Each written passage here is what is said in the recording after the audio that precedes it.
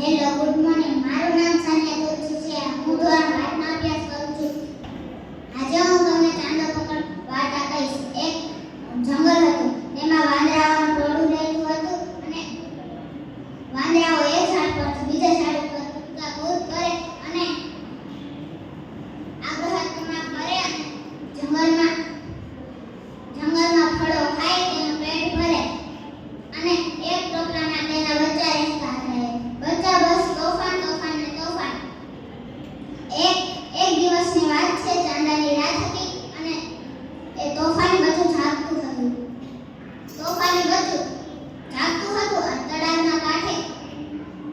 તળાવના કાંઠે જંગલ હતું. જંગલમાં વાંદરાઓનું ટોળું ઝાડ ઉપર રહેતું હતું. તોફાની બચ્ચું જાગતું હતું. બીજા બધા બચ્ચા સૂતા હતા. હરેક તોફાની બચ્ચાએ બીજા બચ્ચાને જગાડ્યો. કહ્યું કે આમાં ફળ છે, આ તળાવમાં ફળ છે, અને કાઢ્યું કે